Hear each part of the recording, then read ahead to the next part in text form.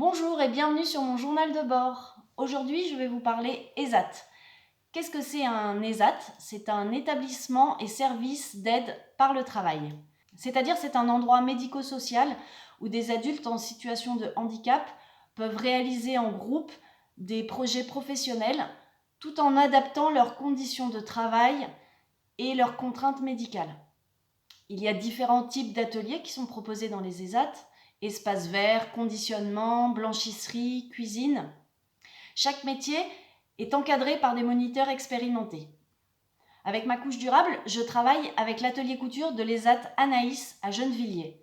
Il est à côté de chez moi et j'ai eu un bon contact avec Marjorie, le chef d'atelier. Cet atelier couture a démarré il y a peu de temps puisque c'était en septembre dernier.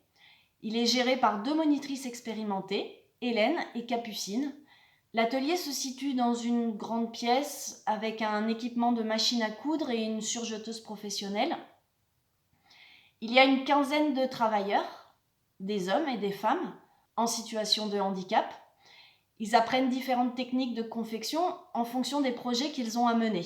Je trouve que la couture est un métier particulièrement adapté à ce genre de projet de réinsertion. En effet, c'est une activité exigeante, structurante et apaisante. À mon échelle, en tout cas, le ronron lancinant de la machine à coudre résonne toujours en moi comme une activité mécanique apaisante. Je ne sais pas si c'est la même chose dans le cadre professionnel, au quotidien, mais je suis sûre que c'est une activité qui porte en elle une part de paix intérieure. Jeudi dernier, je suis retournée à l'ESAT Anaïs, où j'ai pu rencontrer toute l'équipe qui vient de démarrer la fabrication des doublures nuit de ma couche durable. Hélène et Capucine étaient là. Elles m'ont montré les premiers prototypes, les gabarits utilisés. Nous avons fait le point sur les différentes étapes de montage, les points importants qu'il fallait respecter pour que le produit fonctionne et les marges de décalage qui étaient possibles pour que les travailleurs ne soient pas trop stressés par les contraintes. En effet, dans cet atelier, tout est fait à la main, minutieusement. D'abord, le tracé sur le tissu, puis la découpe. Ensuite, il faut surjeter les largeurs, plier le tissu aux endroits demandés, fixer le tout avec des épingles avant de surjeter toutes les épaisseurs ensemble. Il faut aussi sécuriser les arrêts pour ne pas que le fil s'effiloche. Toutes ces étapes, tout ce travail n'est pas habituel pour les couturiers présents. Ce sont des nouveaux gestes à acquérir, de nouvelles techniques à apprendre soigneusement. Et était là jeudi dernier, elle se relayait aux différentes étapes pour fabriquer cette doublure de A à Z.